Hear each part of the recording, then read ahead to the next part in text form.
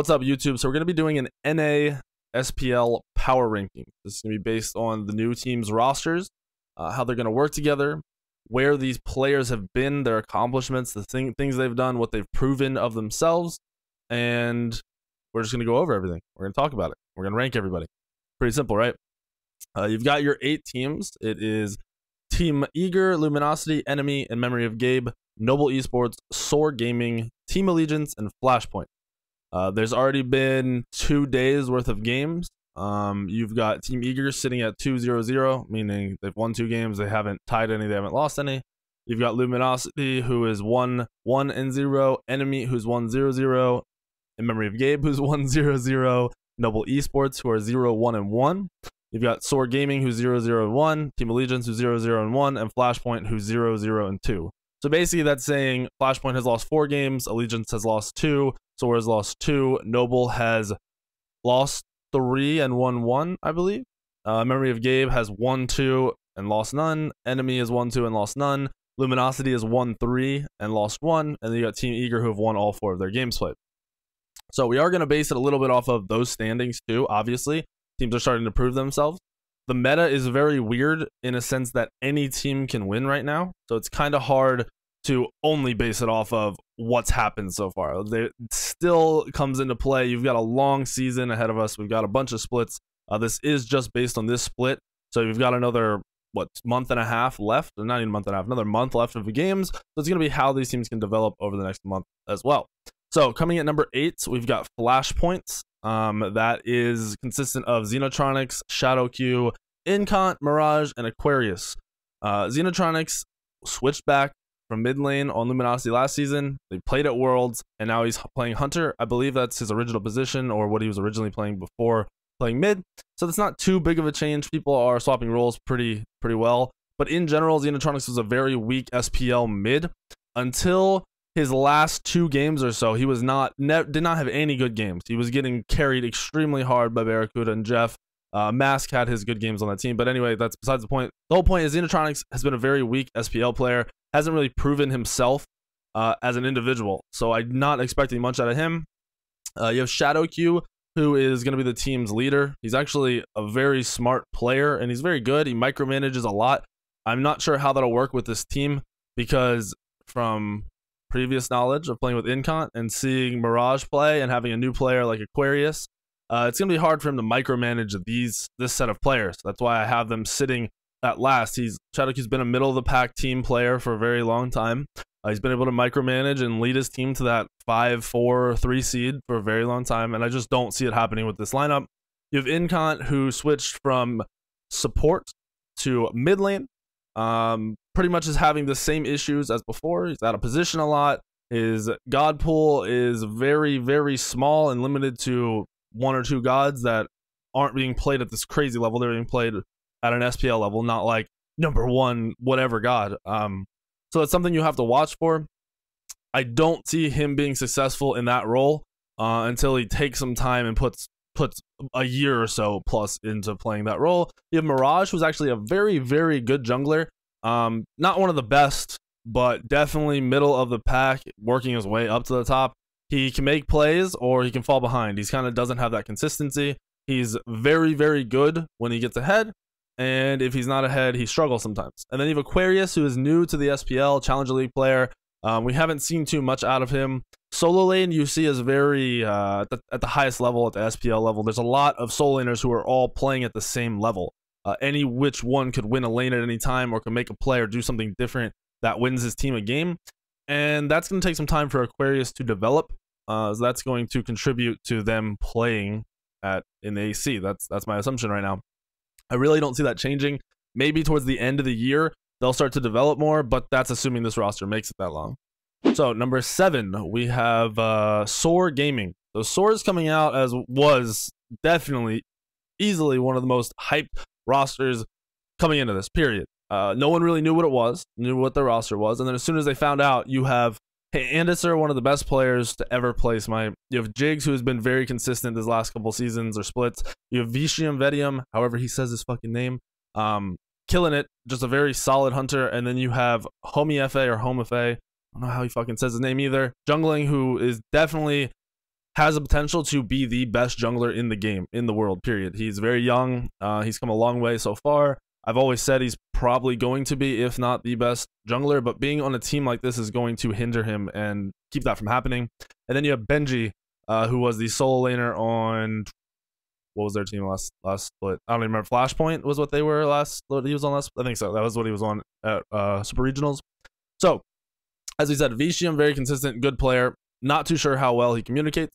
You've got Jigs, who, from what I understand, does not communicate very well at all. And can be a very selfish player. And as a support player, you cannot play selfishly. If you are playing selfish as a support player, you are completely just hanging your team out to dry, which is one reason this team will never be as successful as it could be. You have Andenser, who, as I said, is one of the best players in the world, previously jungler for like 3, 4, 5 years, whatever. He was the best jungler in the world for a very, very long time.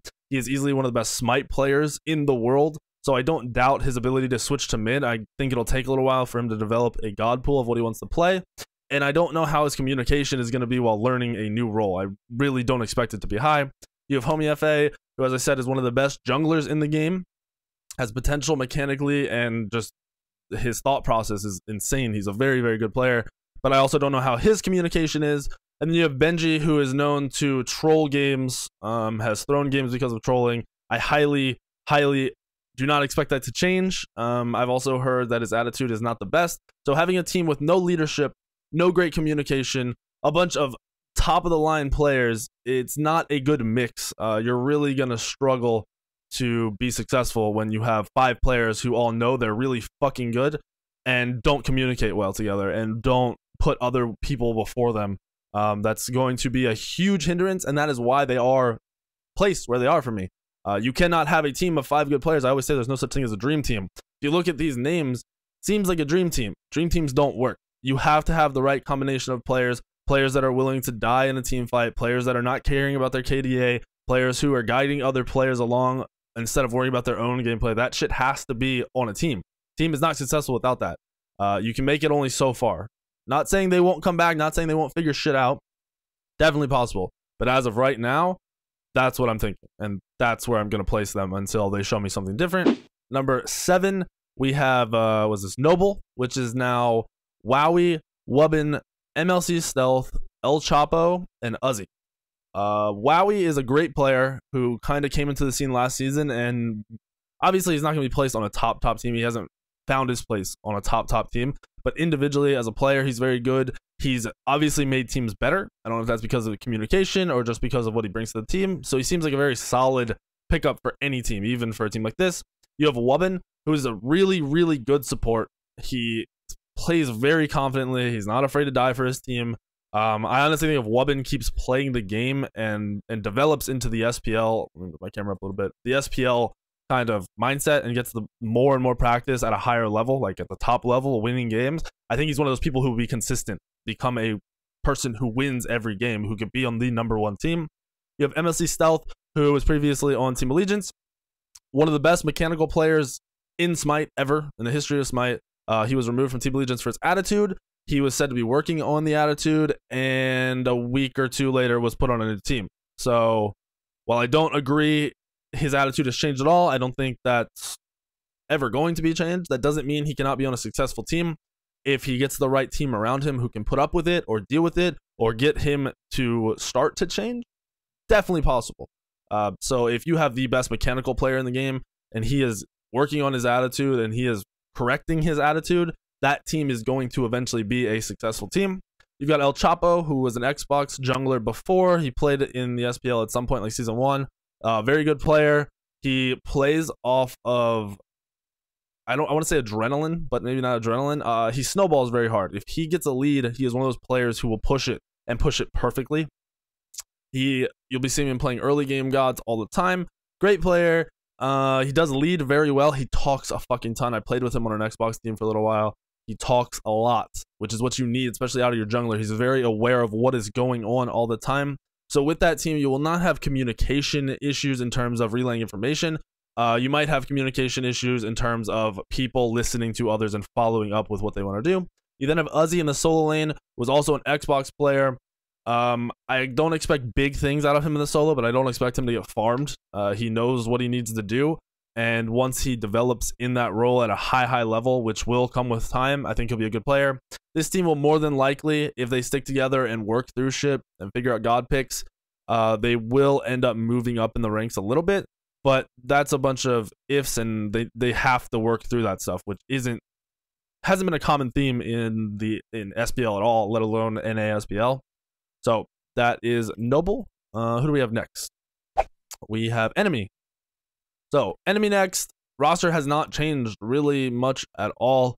You've got Panda Cat. You have, that's ADC. You have Pain Daviande in the Guardian. You have Chaos in the mid. You have Ariziel in the jungle, and then you have what is it? Seizure in the solo lane now. I think it's Seizure backwards. However he makes his name. That Russian Poppy was his name before, I believe. So you have Panda Cat, who when he could play Artemis was the best hunter in the game at that point in time. Artemis isn't being played that much.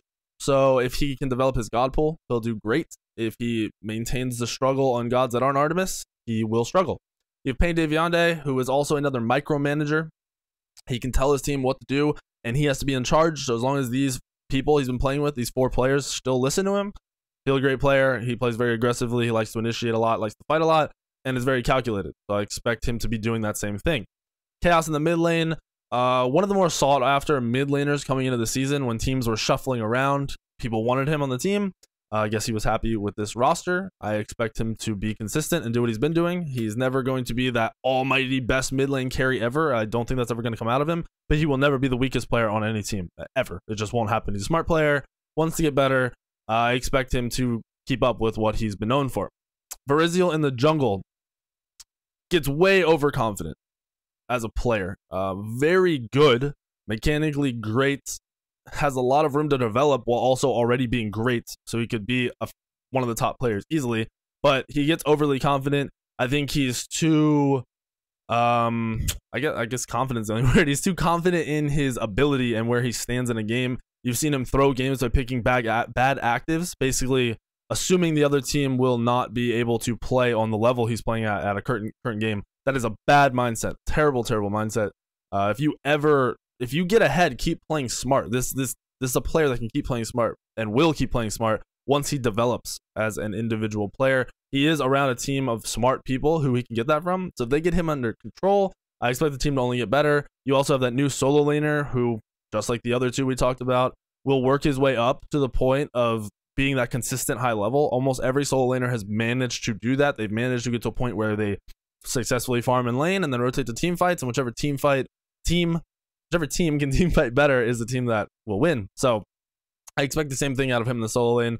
This team is going to be varying around Panda Cat's ability to increase his god pool and play at a super high level with that god pool, and then Ariziel to carry games and not throw them because he thinks the other team is shit. He needs to respect the people he's playing against and realize that a game has to be played 100% from 0 to 100. Literally, you're gonna have to play the whole fucking game at 100%, and you can't start messing around. You can't start doubting your opponents. That it'll bite you in the ass. It's just how it works. And I really think that if you're coming into this season specifically, if you think you're the best and you don't try to make sure you're the best, if you just assume you're going to be the best, it's going to be a struggle because this split is all over the place. Any team could really win a game. So it's not good to think you're the best right now. You really need to be prepared for everything. Next on the list, we have Team Allegiance, which is obviously my team. Placed us at 4th. You have Oceans in the ADC, Polar Bear Mike in the Guardian, Met Yankee in the mid, Weak3n me in the jungle, and Cyclone Spin in the solo. I think this team will end up doing well once they put time in to developing the game and growing together. We swapped out. Met Yankee was previously on Soar, is now on the team for Stealth, and it's really just gonna be developing with him. This meta is all over the place. Like I've said, any team can win. So I don't expect us individually to be the top team right away. I just really don't expect it. I think it's going to take some time. I think once we get things rolling and once everyone's comfortable with everything and communication is there and everyone's kind of fallen into their new roles, then we will be fantastic come middle of the year, I guess, in the next split. Big thing with this is going to be Oceans finding his confidence because he's a great player on LAN. So online can be a little bit harder for him, plays on higher ping. PBM finding a place where he's comfortable with doing his shot calling while also playing for himself you can only do so much of both. You need to find a middle ground, and I think that is where Mike will struggle for a little while. You have Met Yankee, who's just coming into a new team, very busy in life, his school, and everything going on. So it's going to take a little bit longer for him to develop with this team because he's not able to play outside of the game too much with everybody. Weak3n, me, I think I really will struggle in terms of carrying. This team doesn't have that hard carry right now, and I don't think I'm going to be developing into that role anytime soon. So it's just going to be finding a middle ground where I can play my play style with these 4 players, which is going to be more on me than on them. Absolutely. And then you've got Cyclospin, who is one of the best solo laners to ever play Smite. He's still going to be that Cyclospin from last split, where he's going to play warriors and dominate on them, and it's going to be very unlikely we see too many assassins out of him, or too many mages, or too many hunters. The meta's not allowing that, so unless that changes, expect Cyclospin to just do his dominant shit on warriors for the rest of the split.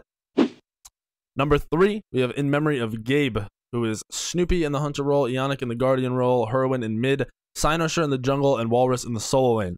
Walrus, one of the most hyped players coming into this split, mainly because of casters and the way he played at Super Regional. He played great. He does great when the game is on the line.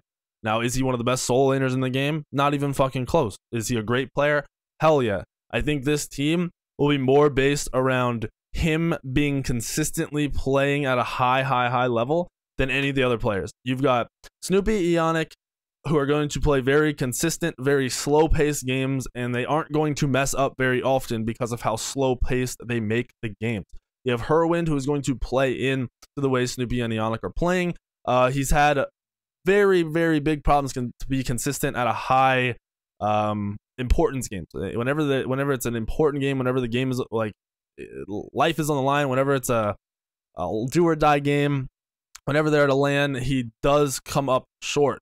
So I do expect online for him to play well and him to follow them just the way they want the game to be played.